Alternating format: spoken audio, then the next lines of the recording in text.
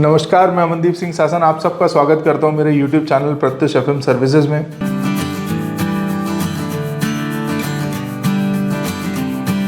आप सबका बहुत बहुत धन्यवाद। थ्रू आउट इस ईयर में आपने हमको सपोर्ट किया है। उम्मीद करता हूं जो आने वाला साल है उसमें भी आप हमको थ्रू आउट सपोर्ट करेंगे। स्टार्ट करते हैं टॉपिक, जो मार्केट का प्रेडिक्शन की एनालिसिस सीरीज जो हमने वीडियोस चालू किए थे उसका ईयर एंडिंग का कंप्राइज बोल दो, मंथ एंडिंग का कंप्राइज बोल दो, या हम जो है 5वां वीडियो आप बोल सकते हो उसको। स्टार्ट करते उसमें साल का स्टार्ट से एक आंकलन सबसे लगाया जा रहा था कि यूएस का रिसेशन आएगा, बट वो नहीं आया।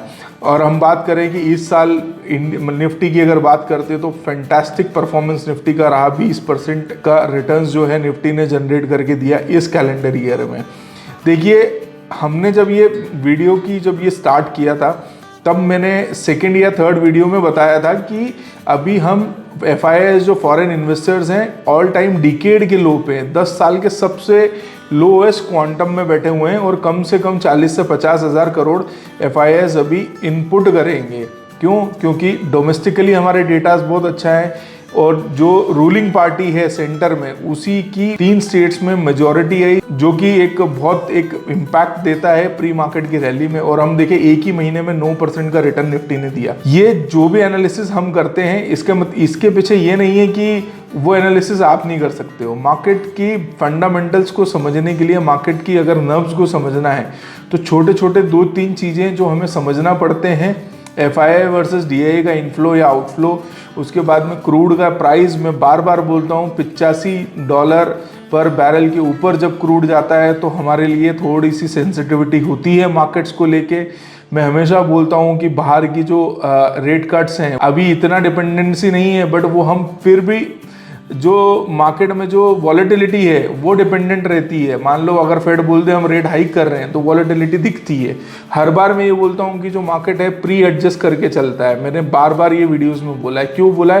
क्योंकि ये 10 साल की जर्नी में हम देखते हैं कि ये चीज़ मैंने हर बार देखी है कि मार्केट जब जब इंटरनल डेटा और एक्सटर्नल डेटा को कंप्राइज करके एक मूवमेंट दिखाता है। तो अब बात करेंगे कि ये आखिरी हफ्ते में क्या हुआ या इस साल में जैसे पॉजिटिव चीज़ें कुछ शेयर की। अब एक डेटा और मैं शेयर करता हूँ आपसे कि लगातार 8 साल इंडिया ही एक ऐसा इमर्जिंग मार्केट आप बोल दो, ऐसा वर्ल्ड में ऐसी इकोनॉमी बोल दो जिसके शेयर मार्केट्स ने जिसके लगातार 8 साल पॉजिटिव रिटर्न्स दिए। ये बहुत बड़ा एक फैक्टर होता है किसी भी इकोनॉमी की सॉलिडनेस देखने का, उसकी स्टेबिलिटी देखने का, उसके फंडामेंटल्स को चेक करने का। मतलब कि लास्ट के 8 साल में कोई ऐसा एक ईयर नहीं गया कि जहाँ पे नेगेटिव आया हो। और अगर आखिरी के 8 साल की बात करते हैं तो कोविड जैसा ईयर भी रहा, बहुत सारी चीज़ें पॉजिटिव्स भी हुई, बहुत सारी चीज़ नेगेटिव भी हुई। सबसे उसमें कम परफॉर्म करने वाला साल था 2018 का, सबसे अच्छा परफॉर्म करने वाला था 2017। 2018 में अगर हम पॉजिटिव रिटर्न्स की बात करते हैं तो 3.15% रिटर्न दिया, और 2017 जो कि सबसे बेस्ट ईयर था इन लास्ट 8 ईयर्स में, उसमें जो रिटर्न्स थे 28.15% का रिटर्न निफ्टी ने डिलीवर किया। ये एक बहुत स्ट्रॉन्ग डेटा है, एक बहुत स्ट्रॉन्ग पॉइंट है जो आज इन्वेस्टर्स जुड़ना चाहते हैं शेयर मार्केट में उनके लिए ये बहुत ही एक कंफर्ट देने वाला फैक्टर है कि कोई ऐसा साल नहीं गया जहाँ पे मार्केट ने नेगेटिव रिटर्न्स दिए हों। अब हम बात करते हैं कि मार्केट जो इतनी अच्छी चीज़ दिखा रहा है वो कैसे दिखा रहा है, तो उसको अपन स्क्रीन पे समझते हैं। जैसे कि मैंने पहले भी बोला था कि 35 से 40 हज़ार करोड़ तक का FIIs का इनफ्लो आ सकता है। तो मैं वही डेटा वाइज अगर आपको बताऊं, इस मंथ में टिल डेट का डेटा 31,959 करोड़ का FII इनफ्लो हुआ है। ये डेटा अगर मैं लास्ट के मंथ्स का देखूं तो ये देखिए, आप यहाँ पे स्क्रीन पे आपको दिखेगा 20,000 करोड़ नेगेटिव हुए थे हम। यहाँ पे इजराइल फिलिस्तीन के वॉर आया था तो हम 26,000, 27,000 नेगेटिव, 29,000 नेगेटिव। अब मैं 30,000 और 25, 30 और 25 होता है 55, 55 और 20, 75,000 करोड़ ऑलरेडी नेगेटिव है। उसके अगेंस्ट में आया कितना है? 7,000 आया है और अभी 32 आया। 32 और 7 हो गया 39। 75,000 करोड़ में से अगर हम 40,000 करोड़ हटाते हैं तो फिर भी 35,000 हमें दिखता है कि यहाँ से इनफ्लो आना चाहिए। और ये रिकॉर्ड रहा है कि जब जब new year calendar year start हुआ है तब से फिर FIIs की बाइंग पॉजिटिवली मोमेंटम हमें दिखता है। तो एक FII वर्सेस DII डेटा जो कि बहुत इंपॉर्टेंट है, जो हमने डिस्कस किया। आगे हम ये न्यूज़ जो मैंने बताई है कि market and in a green for 8 years in a row, outlook positive for 2024। Outlook positive for 2024 का डेफिनेशन है कि यहाँ से कोई एक ऐसी चीज़ नहीं है जो कहीं नेगेटिव इम्पैक्ट क्रिएट करे। मैं 2023 कैलेंडर ईयर स्टार्ट होने की बात करूँगा तो तब बहुत सी नेगेटिव चीज़ें थी, रेट हाइक्स, इन्फ्लेशन, रिसेशन के डर यूएस में, रशिया यूक्रेन चल रहा था, उसके बाद में एक और वॉर बाद में जुड़ा, तो काफ़ी नेगेटिविटीज़ के बीच में वो साल गुजरा और आउट परफॉर्म किया क्योंकि स्ट्रॉन्ग डोमेस्टिक डेटास थे। अगर मैं यहाँ पे आउटलुक का डिस्कशन करूँ तो ये 100% नहीं है कि आउटलुक पॉजिटिव ही रहेगा, नेगेटिव हो सकता है क्योंकि कुछ ऐसा हो जाए जिसके कारण जो है सिस्टमैटिक रिस्क का डर हो जाए या अनसिस्टमैटिक रिस्क का डर हो जाए। लाइक वॉर में एक दो कंट्रीज जुड़ जाएं तो वो वॉर एक्सटेंड होने के साथ साथ क्राइसिस, मतलब मिडिल ईस्ट में क्राइसिस लेड कर लेगा और फिर हर एक कंट्री को अपने डिप्लोमेटिक रिलेशंस की वजह से अगर वॉर में एंटर करना पड़े तो हो सकता है कि वॉर बहुत बड़े लेवल पे एक्सकेलेट हो जाए, राइट।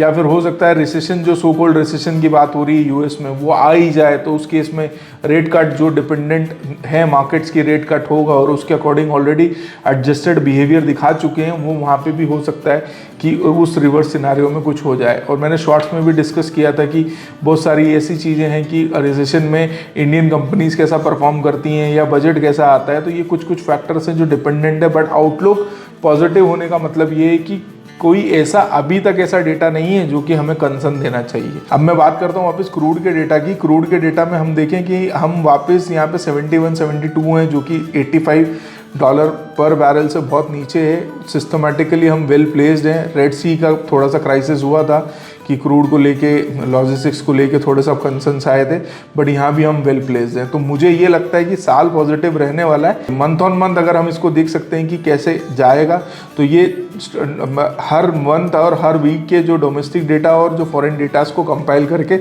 हम आपके सामने आते रहेंगे हर हफ्ते के लिए। अगले हफ्ता जो कि स्टार्टिंग वीक रहने वाला है, वहाँ पे कहाँ काम कर सकता है मार्केट, तो मैं उस पर भी हम डिस्कशन कर लेते हैं। तो डे के चार्ट पे हम इसको समझते हैं। डे के चार्ट पे यहाँ पे नीचे का, दिन में नीचे का एक ये जो लेवल है ये ब्रेक किया था, ये हमेशा अब ये मतलब ये जो सपोर्ट का काम कर रहा है। ऊपर अगर हम बात करें तो इसी week all time high market ने दिखाया है। तो ये जो सपोर्ट मतलब ऊपर का जो रेजिस्टेंस हो गया वो 21,750 समथिंग। मुझे ये लगता है कि जो ये 21,500 को जो ब्रेक करके अभी जहां हम बैठे हुए हैं 21,731 जो ये पॉइंट है, ये बहुत क्रूशियल है। यहाँ पे 21,500 को मैं सपोर्ट मानूंगा और यहाँ से अगला मुझे 22,000 भी दिखता है। बट बीच में कंसोलिडेशन आएगा, हमेशा आएगा, क्योंकि फरवरी में बजट है। बजट के पहले मुझे ऐसा लगता है कि एक बार थोड़ा सा कंसोलिडेशन होना चाहिए 21,000, 21,200, 300 के लेवल्स पे, और फिर वहाँ से वापस प्री जो मार्केट इलेक्शन रैली जो है प्री मार्केट दिखाएगा और मुझे 22,000 तक मार्केट दिखता है।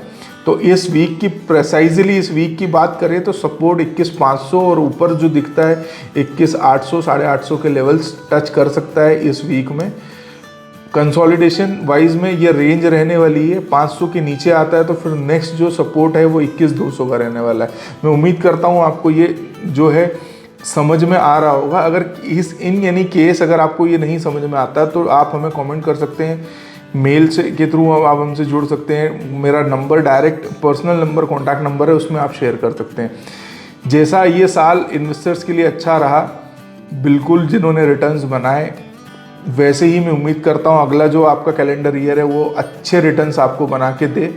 मेरी हार्दिक शुभकामनाएं आप सबके साथ है। धन्यवाद आप सबका। अगले वीडियो में आपसे फिर रूबरू होंगे मार्केट प्रेडिक्शन को लेके।